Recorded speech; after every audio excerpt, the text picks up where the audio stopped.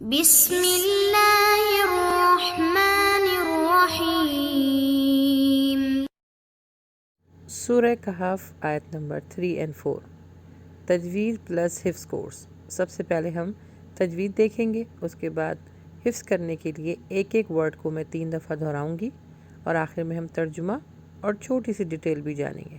تو آئیے سب سے پہلے تجوید سے شروع کرتے ہیں۔ ما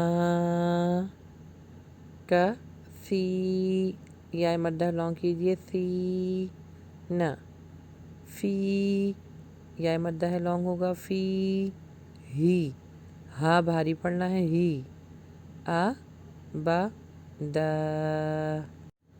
ماکثین فیہ ابدا، ماکثین فیہ ابدا، ماکثین فیہ ابدا۔ وا پر ہوٹو قبول کیجئے، وا یوں، یہاں پر ہوگا اخفا لیکن باریک، یوں، ذیرل، را کو ہیوی کر کے پڑھنا ہے اور ذال کا مخرج بھی سافٹ نکالنا ہے، ذی رل، لا ذی، یا مدہ لانگ ہوگا، ذی نا، قو، یہاں پہ الف مدہ لانگ ہوگا، قو، لت، یہاں پر تا جو ہے وہ لام سے، یعنی لام جو ہے وہ تا سے ملے گا اور تھوڑا سا جو ہے ہوتا ہے، لت تا، خو، خو کو ہیوی پڑھیے، خو، ذاللہ، اللہ کا نام جلالہ ہے تو اس کو موٹا کر کے پڑھیں گے، ذاللہ، و لا دا، وَيُنذِرَ الَّذِينَ قَالُوا اتَّخَذَ اللَّهُ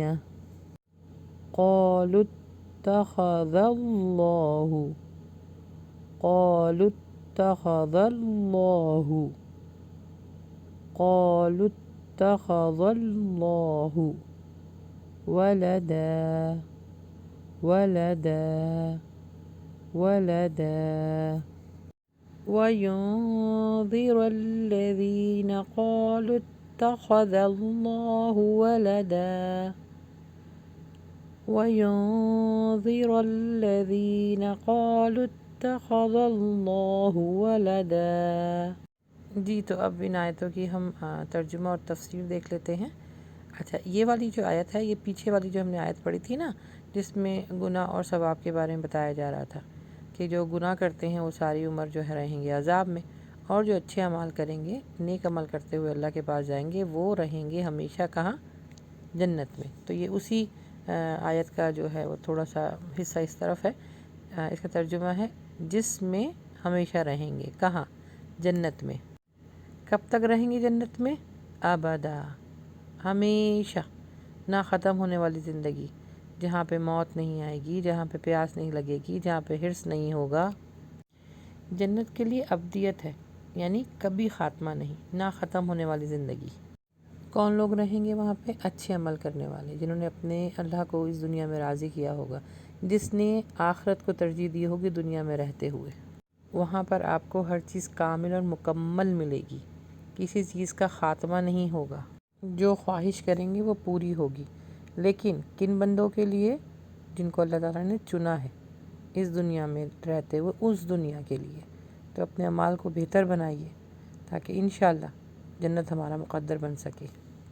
آیت نمبر 4 کی تفسیر کچھ اس طرح ہے، پہلے ترجمہ سن لیجئے کہ ان لوگوں کو ڈراؤ جو کہتے ہیں کہ اللہ نے کسی کو بیٹا بنائے رکھا ہے، یعنی خدا کی طرف اولاد منسوب کرتے ہیں۔ ان میں عیسائی بھی شامل تھے، یہودی بھی تھے، مشرک مکہ بھی تھے۔ یہ سب کہتے تھے کہ نعوذ باللہ من ذالک، اللہ سبحانہ تعالیٰ نے بیٹا جنا ہے، اور فرشتوں کو کہتے تھے کہ یہ نعوذ باللہ من ذالک اللہ کی بیٹیاں ہیں۔ تو اللہ سبحانہ تعالیٰ جو پیچھے کی جو آیتیں اس وہ اس سے ریلیٹڈ ہے کہ ان کے اوپر شدید عذاب آئے گا، نہ ختم ہونے والا، جو یہ کہتا ہے کہ اللہ نے نعوذ باللہ من ذالک بیٹا بنایا یا اس کی بیٹیاں ہیں۔ تو اللہ سبحانہ تعالیٰ فرما رہے ہیں کہ اے نبی، ان کو ڈراؤ جو میرے ساتھ شرک کرتے ہیں، ان کے لیے نہ ختم ہونے والا عذاب ہے، جہنم ہے۔ جہنم کا وہ درجہ ہے جہاں سے کوئی ان کی مددگار یا ان کو کوئی حامی و ناصر نہیں ہوگا۔ وہاں کوئی ان کے لیے مدد نہیں جائے گی، اور وہ ایک بہت بدترین ٹھکانہ ہے۔ اور یہ صرف بات ان لوگوں کے لیے نہیں ہے، یہ ہم جیسے لوگوں کے لیے بھی ہے جو اللہ کے ساتھ ہم شرک کر دیتے ہیں، ہم نعوذ باللہ من ذالک اللہ کی جگہ کسی اور سے مدد مانگنے لگ جاتے ہیں، کسی اور کے آگے سجدہ کرنے لگ جاتے ہیں۔ ایسے لوگوں کو ڈرنا چاہیے، کیونکہ اللہ سبحانہ تعالیٰ نے ان جیسے لوگوں کے لیے بہت دردناک عذاب رکھا ہے، جس کو اللہ سبحانہ تعالیٰ فرما رہے ہیں کہ وہ بہت دردناک ہے۔ اور اللہ سبحانہ تعالیٰ وارن بھی کر رہا ہے کہ تمہیں وہاں سے کوئی بچا نہیں سکتا، اگر ابھی وقت ہے رک جاؤ، سنبھل جاؤ، ٹھہر جاؤ۔ اسی لیے اللہ سبحانہ تعالیٰ فرما رہے ہیں کہ اے نبی ان سے کہہ دیجئے کہ ڈریں اس عذاب سے جس وقت ان پر عذاب دیا جائے گا ان کی مدد کے لیے کوئی نہیں آئے گا۔